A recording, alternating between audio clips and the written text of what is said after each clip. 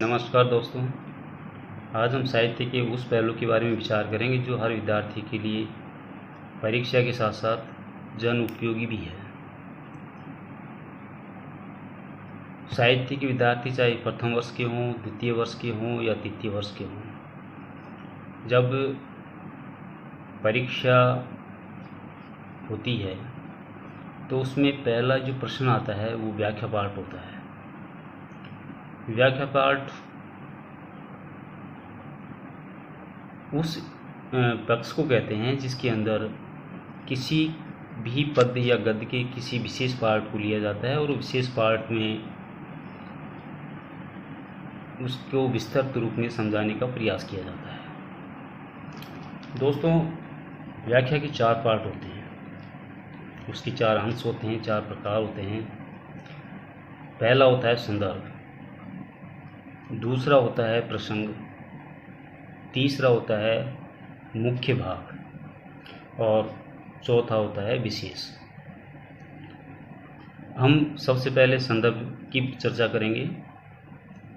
संदर्भ का मतलब होता है कि हम जिस व्याख्या के बारे में विचार कर रहे हैं, जिसके बारे में लिखने की कोशिश कर रहे हैं, उसका लेखक कौन है, या अगर वो गद्य पाठ है तो गद्य पाठ के अंदर वो जो व्याख्या का अंश है वो कहाँ से लिया गया है, किस पुस्तक से लिया गया है, उस पुस्तक का कवि कौन है या लेखक कौन है, और उसने किस बारे में बात कही है। जो मुख्य पाठ होता है व्याख्या का, उस व्याख्या के मुख्य पाठ को बताने के लिए सबसे पहले हमें लेखक का परिचय, उसके साथ साथ उस पुस्तक का परिचय उस पुस्तक से उन चीज़ों को उठा करके हमारे सामने प्रस्तुत किया गया है, और उस पार्ट के बारे में संक्षिप्त परिचय दे करके हम उसके दूसरे पार्ट की तरफ बढ़ते हैं जिसका नाम होता है प्रसंग। प्रसंग वो चीज़ है कि हम किसी चीज़ के बारे में चर्चा कर रहे हैं या जिसको लिखने का प्रयास किया जा रहा है, या हमसे पूछा जा रहा है किसी व्याख्या को विस्तृत रूप में प्रदर्शित करने के लिए, लिखने के लिए। उससे पहले हम उसमें किस चर्चा की बात कर रहे थे या उससे पहले क्या बताया जा रहा था। मान लीजिए कि एक पूरा पार्ट है, उस पार्ट की 4 पंक्तियां या 5 पंक्तियां व्याख्या के रूप में हमसे पूछी गई। सबसे पहले हमारा काम ये होगा कि जिस चीज़ के बारे में पूछा गया है उस चीज़ को हम पढ़ें, और उसको पढ़ने के बाद ये निर्णय करें कि ये जो बात पूछी गई है, इस बात से पहले किस बारे में चर्चा की गई थी, और उस पहले वाली चर्चा को जोड़ते हुए हम उस तीसरे पार्ट की तरफ पहुंचेंगे जिसको व्याख्यांश कहते हैं। लेकिन प्रसंग क्या चल रहा है, बातें क्या चल रही हैं, किस बारे में विचार किया जा रहा है, किस चीज़ की सोच को प्रकट किया जा रहा है, लेखक क्या कहना चाहता है, और जो भाग व्याख्या पाठ है उस व्याख्या पाठ को प्रदर्शित करने से पूर्व लेखक ने किन किन चीज़ों के बारे में विस्तृत हमें जानकारी दी है, वो सारी की सारी जानकारी हमें उस पार्ट के अंदर देनी है जिसको प्रसंग कहते हैं। तो पहला संदर्भ हुआ। संदर्भ में हमने लेखक परिचय दे दिया, साथ साथ उस पुस्तक का परिचय दे दिया जिसके अंदर उस लेखक का लेख या कविता लिखी गई है, और उसका संक्षिप्त जीवन परिचय उस लेखक का उस पाठ के अंदर, संदर्भ पाठ के अंदर दे दिया। फिर किस चीज़ की चर्चा व्याख्या पाठ में हमें करनी है, तो उसके पूर्व का प्रसंग क्या चला आ रहा था, वो भाग हमने प्रसंग के अंदर दे दिया। अब तीसरा मुख्य भाग जिसको बॉडी बोलते हैं या व्याख्या बोलते हैं, उसके अंदर हमें ये निश्चित करना होता है कि जैसे किसी भी कविता का या किसी भी गद्य का 5 पंक्तियां हमारे सामने लिखी गई हैं। 5 पंक्तियां लिखी हैं, इसका मतलब ये है कि हमको उन सभी चीज़ों को इस तरह संयोजित करना है। शब्द संयोजक बना करके उनको प्रदर्शित करना है कि वो जो 5 पंक्तियाँ संक्षिप्त में लिखी गई है उनका विस्तृत जानकारी हम सामने वाले को बताएं। अब सामने वाले को किस तरह बताएं? मान लीजिए कुछ चीज़ें इस तरह की होती हैं कि उनको बहुत ही समरी में या बहुत ही संक्षिप्त में हमको कहनी होती है, लेकिन जब उन चीज़ों को सबके सामने एक्सप्लेन करना होता है, बताना होता है, तो हम चीज़ों की एक एक कड़ी को खोलते हैं। और जब एक एक कड़ी को खोलते हैं तो उनके जो शब्द हैं उन शब्द को पकड़ करके उन शब्दों को एक सरल भाषा में सबके सामने बताना होता है। और वो इसलिए बताना होता है ताकि दूसरा उस चीज़ों को समझ सके, उन बातों को समझ सके जो लेखक कहना चाहता है। हम एक एक पंक्ति के एक एक शब्द को लेते हैं और उस शब्द के अंदर निश्चित रूप से लेखक ने अपनी भाषा में लिखा है, हमको जनसाधारण को बताना है या सामने वाले को एक्सप्लेन करना है, तो वो भाषा इतनी सरल होनी चाहिए कि दूसरा जो उस पार्ट के अंदर लिखा हुआ है उसको बड़ी आसानी से समझ सके। इसकी भी एक शब्द सीमा होती है। हम किसी 5 पंक्तियों को ऐसा नहीं कि 2 पेज में लिख रहे हैं, 3 पेज में लिख रहे हैं।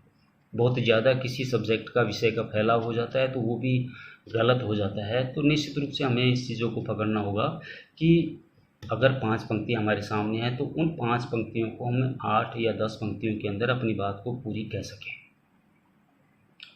भाषा सरल होनी चाहिए, शब्द विन्यास इस तरह होनी चाहिए कि देखने में सुंदर लगे और सुनने में आसानी रहे। तो उस 4-5 पंक्तियों को हमने 8-10 पंक्तियों में इस तरह अपनी बात को अपनी भाषा के अंदर बतानी है और बता करके उन चीज़ों को जोड़ना है, उन शब्दों की कड़ियों को जोड़ना है जो लेखक उन 5 पंक्तियों के माध्यम से हमें कह रहा है। अब हमने शब्द विन्यास ले लिया, वाक्य संरचना ले ली, क्योंकि ऐसा नहीं है कि हम बात किसी चीज़ की कर रहे हैं और उसके साथ साथ किसी दूसरी कहानी या दूसरी रूप या दूसरी किसी बातों को हम जोड़ रहे हैं। पद्य पाठ के अंदर ऐसा होता है कि 4 पंक्तियाँ दे दी। अब 4 पंक्तियाँ वो चाहे ब्रज भाषा की हैं, चाहे अवधी भाषा की हैं, चाहे हिंदी भाषा की है, फ़र्क इससे नहीं पड़ता।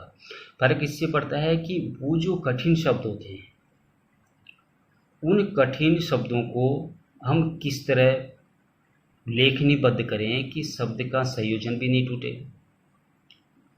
भाषा की कोमलता भी बनी रहे और समझने और समझाने में आसानी भी रहे।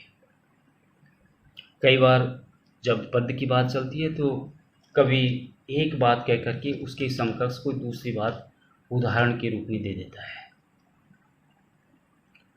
अब पहली बात को हमने यूं को यूं उठा करके रख दिया, बता दिया, लेकिन जो दूसरी बात है वो उसका उदाहरण है और वो जो दूसरी बात है वो इस तरह हमको बतानी है कि उस पहली बात के परिप्रेक्ष्य को समझाने के लिए, तैयार करने के लिए हमने उस दूसरी बात को एक उदाहरण के रूप में लिया है, ताकि वो उदाहरण इसलिए दिया है कि हर आदमी उस चीज़ को एक जन भाषा के रूप में समझ सके या सरल भाषा के रूप में समझ सके।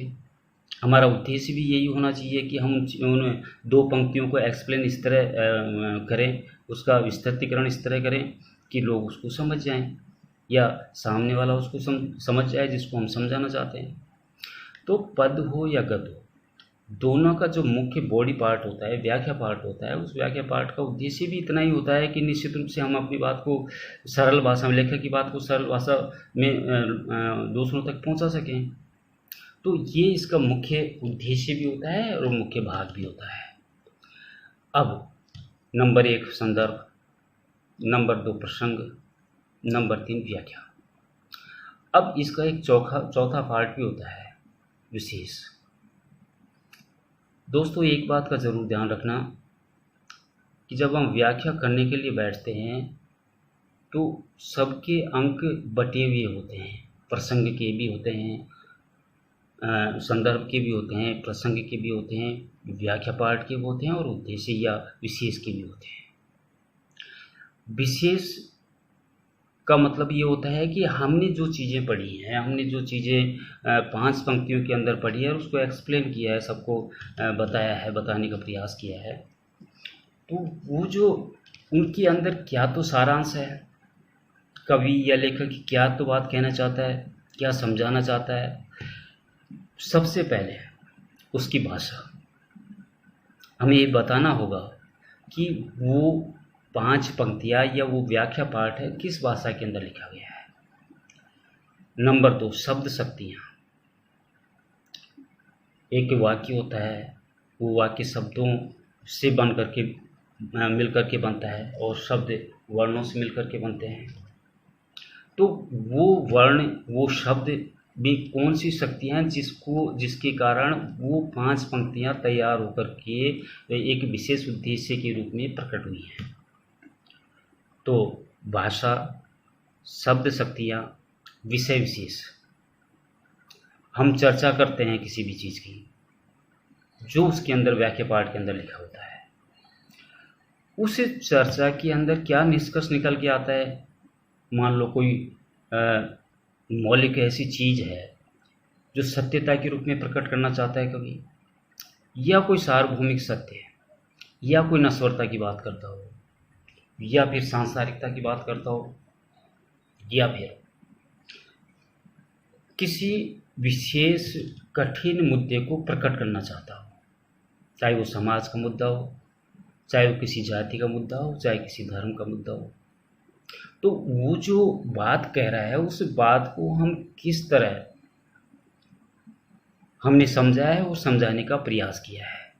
कवि क्या कहना चाहता है वो उसका मुख्य उद्देश्य होता है, और उस मुख्य उद्देश्य को हमको पंक्तिबद्ध करना होगा कि इन पंक्तियों के माध्यम से कवि या लेखक ये कहना चाहता है।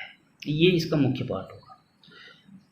शब्द संयोजन किस तरह किए हैं लेखक ने या कवि ने, शब्द विन्यास किस तरह प्रकट किया है, तो ये चीज़ों का भी उसके अंदर वर्णन होगा। अगर व्याख्या पाठ पद में है तो निश्चित रूप से वो किसी न किसी अलंकार भी उसके अंदर होगा। जैसे मान लीजिए, कनक कनकते सोगुना मादकता अधिकाए, ये खाए बोराए जग ये पाए बोराए, या नारी बिच सारी के सारी बिच नारी है, नारी की सारी है कि सारी की नारी है, या पूत कपूत को क्यों धन संचय, पूत सपूत को क्यों धन संचय। तो ये जो संक्षिप्त दो पंक्तियां हैं, इनके अंदर गूढ़ रहस्य छिपा हुआ है। उस गूढ़ रहस्य को प्रकट करना भी विशेष का अंश होगा, और ये चीज़ें किस अलंकार में, किस छंद में कही गई हैं, ये प्रकट करना भी विशेष का ही एक पार्ट होगा, एक अंग होगा। दोस्तों, इस चीज़ का विशेष आपको ध्यान रखना है कि अगर व्याख्या को संयोजित तरीके से हमको ख़त्म करनी है, आप बहुत कुछ जानते हैं, उस अंश, उस पार्ट के बारे में जो आपके सामने प्रदर्शित या लिखा गया है, आप सब कुछ जानते हैं, लेकिन हमारे पास शब्दकोश भी बहुत है, हम बहुत कुछ उसके बारे में जानते भी हैं, लिख भी सकते हैं। बहुत बड़ी समस्या जब एग्ज़ाम शुरू होती है तो ये आती है कि हम जो हमको बहुत अच्छा प्रश्न आता है, हम सबसे पहले उसको उठा करके देखते हैं, और जब उसको उठा करके देखते हैं और लिखना शुरू करते हैं तो हम ये भूल जाते हैं कि हमारे पास 3 घंटे हैं, और 3 घंटों में 5 क्वेश्चन हमको तैयार करने हैं, उनके उत्तर देने होते हैं। लेकिन जब पहला क्वेश्चन आप लेके बैठते हैं तो निश्चित रूप से उसमें इतना वक्त लग जाता है, क्योंकि वो आपको बहुत अच्छे से आता है और बहुत अच्छे से आप एक्सप्लेन कर रहे हैं। आपने उसको फैला तो दिया, लेकिन निश्चित रूप से उसको समेटना ही पड़ेगा। आधे से पौन घंटे का जो टाइम होता है, निश्चित रूप से आप पहले प्रश्न के लिए देते हो, क्योंकि वो आपको सबसे अच्छा आता है और आप प्रभावित करना चाहते हो सामने वाले को। जब वो कॉपी चेक करने के लिए बैठेगा तो देखेगा कि इतने बहुत अच्छा लिखा है, तो निश्चित रूप से भी आगे भी अच्छा लिखा होगा। लेकिन कई बार ऐसा भी होता है कि हमको 5 क्वेश्चन पुटअप करने होते हैं, और 5 क्वेश्चनों को हम अच्छी तरह से जानते भी हैं, बता भी सकते हैं, समझा भी सकते हैं, लेकिन वक्त हमें धोखा दे जाता है, और हम पहले को पार करते हैं, दूसरे पड़ाव को पार करते हैं, तीसरे पड़ाव को पार करते हैं, चौथे को पार करते करते 5वें तक पहुँचते घंटी बज जाती है।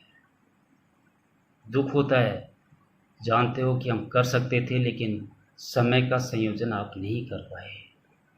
इसलिए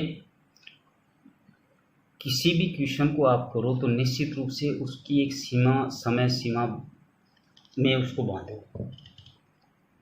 आपका टारगेट फिक्स होना चाहिए कि जैसे पहले में आप व्याख्या पार्ट को उठा करके कर रहे हैं तो उसको आधे घंटे में या 40 मिनट में हमको पूरी करनी है। आपको ये पता होता है कि जो 5 प्रश्न उसके अंदर हैं सबके अंक बटे हुए हैं और सबके अलग अलग नंबर उसके अंदर दिए होने के कारण सबको बराबर का समय देना आपका फर्ज बनता है, जिम्मेदारी बनती है। तो व्याख्या पाठ पढ़ने के बाद में आपको सरल लगेगी, आप कर सकते हो, लेकिन इस समय सीमा का विशेष ध्यान रखना और समय सीमा का ध्यान रखते हुए भी इस पाठ के जो चारों अंश हैं संदर्भ, प्रसंग, विशेष, संदर्भ, प्रसंग, व्याख्या और विशेष, इन चारों पाठकों को भी बिल्कुल समय सीमा में अलग अलग समय दे करके गुणबद्ध या लेखनीबद्ध आपको करना है। और सबका विशेष का विशेष रूप से ध्यान रखना है कि जब किसी के सामने इस तरह की कॉपी जाती है तो ये देखता है कि इसने, क्योंकि ये क्वेश्चन इस तरह के होते हैं कि करते सब हैं, सामने वाला भी जानता है कि सब ने किया होगा, लेकिन वो ये देखना चाहता है कि इस लड़की ने क्या विशेष किया है इसमें, और उसका प्रभाव निश्चित रूप से उसके ऊपर पड़ेगा, पड़ता भी है, और वो आपको फ़ायदा दे जाएगा। धन्यवाद दोस्तों, फिर मिलते हैं।